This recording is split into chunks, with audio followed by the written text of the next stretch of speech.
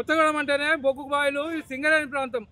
ఇక్కడ ఎండ ఎంత ఉందంటే అగ్గి గోళమై మండుతూ ఉన్నది. ఆ చెగ తట్టుకోలేక అల్లల్లాడిపోతూ ఉన్నారు ప్రజలు.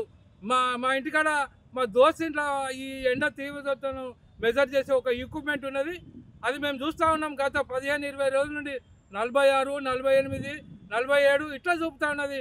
కానీ పేపర్ల మటుకు ఏదో 38, 39 అని చూపెడతా ఉన్నారు. తప్పించుకునే లెక్కలు, దొంగ లెక్కలు చూపెడతా ఉన్నారు. కానీ పొరపాటు అగ్గి సెగ అయిపోతా ఉన్నది. మీరు 10:30, 11 గంటలకు ఎవడు బయటికి రాలేని పరిస్థితి. వ్యాపారస్తులు కూడా ఎవడు కొనేటోడు వస్తేనే ఆ దుకాణం సగం మూసుకుంటా ఉన్నారు. అసలు అల్లాలాడిపోతూ ఉన్నారు. అసలు తాగడానికి నీళ్ళు కూడా కిన్నస నీళ్ళు ఎప్పుడో వస్తూ ఉన్నాయి. అది ఎప్పుడు వస్తాయో దేవునికి ఎరికే. అట్లా కాదు, దినం 2 సార్లు కనీసం అట్లీస్ట్ దినం ప్రతిరోజు ఖచ్చితంగా కిన్నెరసాని నీళ్ళు ఇవ్వాలి. ప్రజల దారి తీర్చాలి. అరే రూపాయలు ఉన్నాడు బిస్లెరో గిస్లెరో కొనుక్కుంటాడు. 10 రూపాయలు, 20 రూపాయలు, 100 దగ్గర ఇంటే కోకోకోలా కూడా కొనుక్కుంటాడు 50 రూపాయలు పెట్టి. మరి గరీబోడు దవాఖానా పోనీకి ఒక టైం దవాఖానా పోవాలి, ఒక టైం వస్తుంది పనికి పోవాలి, ఒక టైం వస్తుంది బయటికి వెళ్ళాలి. వెళ్ళకుంటే నడవది. వాడు మన తాగడానికి నీళ్ళు లేవు. చలివేంద్రాలు ఏర్పాటు చేయాలని చెప్పి ఎమ్మెల్యే గారు ఒక పేపర్ స్టేట్మెంట్ ఇచ్చినారు. చదివిన, సంతోషించిన. కానీ ఇప్పటి వరకు ఒక్క చలివేంద్రం లేదు. అగ్గి సెగై మండుతూ ఉన్నది. వాటర్ స్ప్రే చేయాలి అంటే గవర్నమెంట్ నామ్స్ ప్రకారం, మెజర్స్ ప్రకారం వాటర్ స్ప్రే చేయాలి. ఆఫ్టర్నూన్ 12 to 4 ఏమో కొంత సడలింపు ఇవ్వాలి. కొన్ని బెనిఫిట్స్ ప్రజలకు అంటే ప్రజలను ఆదుకునే చర్యలు చేయాలి. అసలుకి వాళ్ళైతే మంచిగా ఏసీఆర్లలో మంచిగానే ఉన్నారు, హాయిగా ఉన్నారు. కానీ ప్రజలు నానా తిప్పలు పడుతూ ఉన్నారు. ఇప్పటికైనా ప్రభుత్వం స్పందించాలి.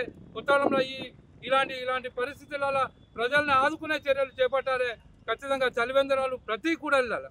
ఈ గవర్నమెంట్ దవాఖానలో, నా రామారంలో, కొత్తగూడెంలో, పోస్ట్ ఆఫీసులో, కూలి పని చేసే అమారి అడ్డలలో చలివేంద్రాలు పెట్టాలి. వాళ్ళు రూపాయలు పెట్టుకొని తాగుతారా గడికి? ఎండకు ఆగమై పడిపోతూ ఉన్నారు ఒక దిక్కు. ఖచ్చితంగా దీనిపై చర్యలు తీసుకోవాలి. లేకుంటే మేము మరి ఏమైనా చేయాలో చేయడానికి తయారున్నాం.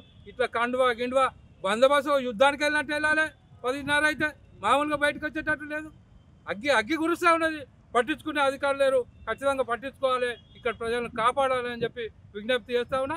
లేకుంటే మరి ఏం రోడ్డు మీద ఎక్కుతాం. జిల్లా కేంద్రమైన కొత్తగూడెం పట్టణంలో మనం చూసుకున్నట్టయితే గత వారం 10 రోజుల నుండి ఎండలు దంచి కొడుతున్నా కూడా ఇక్కడ ఉన్న ప్రభుత్వ యంత్రాంగం కానీ, సింగరేణి యాజమాన్యం కానీ ఏ విధమైన చర్యలు తీసుకోకపోవడం నిజంగా చాలా బాధాకరమే. ఎందుకంటే ఈ పక్కనే ఓపెన్ క్యాస్టులు, ఈ పరిశ్రమలు చేపట్టి దేశంలోనే అత్యధిక ఉష్ణోగ్రత నమోదయ్యేది ఎక్కడంటే ఈ కొత్తగూడెంలో నమోదవుతున్నవి. అయినా కూడా ప్రతి ఏడాది ఈ విధంగా రికార్డు స్థాయిలో ఉష్ణోగ్రత నమోదవుతున్నా కూడా పాలకులకు కనీసం అంటే ఎండాకాలం కంటే ముందే ఏ విధమైన చర్యలు తీసుకొని ప్రజలకు ఏది అవసరం చేయాలో కూడా చేయాల్సిన అవసరాలు ఏవైతున్నాయో వాటిని కల్పించడంలో ప్రభుత్వము, పాలకులు పూర్తిగా విఫలమవుతున్నారు.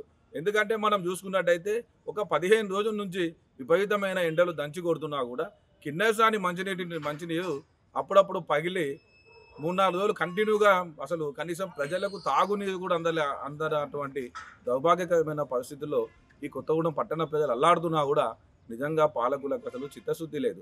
అధికారులకు పనిచేయాలనే ఆలోచన లేకపోవడం వల్లనే ఇటువంటి పరిస్థితులు జరుగుతున్నవి. మనం చూసుకున్నట్టయితే కొత్తగూడెంలో సుమారు మున్సిపాలిటీ వాళ్ళ ఆధ్వర్యంలో కొత్తగూడెం పాలంచలో ఒక 30-40 చలివేంద్రాలు ఏర్పాటు చేయాలి. కానీ ఏదో తూతూ మంత్రం చర్యలుగా ఒక 10 కూల్ వాటర్ టిండులు పెట్టి అక్కడక్కడ ఏదైతే చలివేంద్రాలు ఏర్పాటు చేసి అనిపిస్తున్నారు. అది సరైన విధానం కాదు. ఖచ్చితంగా ఇంకా చలివేంద్రాల కేంద్రాలు ఎక్కువ పెంచాలి. ప్రజలకు ఆరోగ్యం పట్ల ఏదైతే ఉందో అవగాహన కల్పించే కార్యక్రమాలు చేపట్టాలి అని చెప్పి ఈ సందర్భంగా డిమాండ్ చేస్తున్నాం. భద్రాద్రి కొత్తగూడెం జిల్లాలో ఒక కొత్తగూడెం పట్టణంలో ఈ కొత్తగూడెం, చుంచుపల్లి మండలం, పాల్వంచ ఇదంతా కూడా తెలంగాణలోనే కాదు రాష్ట్రంలో, దేశంలోనే అత్యధిక ఉష్ణోగ్రత నమోదయ్యే కేంద్రం. కాబట్టి ఖచ్చితంగా అధికారులు వెంటనే స్పందించి ఇంకా ముందు రోజులన్నా కూడా చర్యలు తీసుకోవాలి. ఏదైతే కిన్నెరసాని మంచినీటి సరఫరాలో జరుగుతున్న అంతరాయం ఏదైతుందో తక్షణమే దాన్ని నివారించి ప్రతిరోజు ఒక నిర్దిష్టమైన సమయానికి ప్రజలకు మంచినీరు అందించాలని చెప్పి కూడా ఈ సందర్భంగా నేను జేబీపీ పార్టీ తరఫున డిమాండ్ చేస్తున్నాను. మరిన్ని వీడియోస్ కోసం ఛానల్ ని సబ్స్క్రైబ్ చేయండి. లేటెస్ట్ అప్డేట్స్ కోసం వాట్సాప్ ఛానల్ ని ఫాలో అవ్వండి. ఆ లింక్ డిస్క్రిప్షన్ లో ఉంది.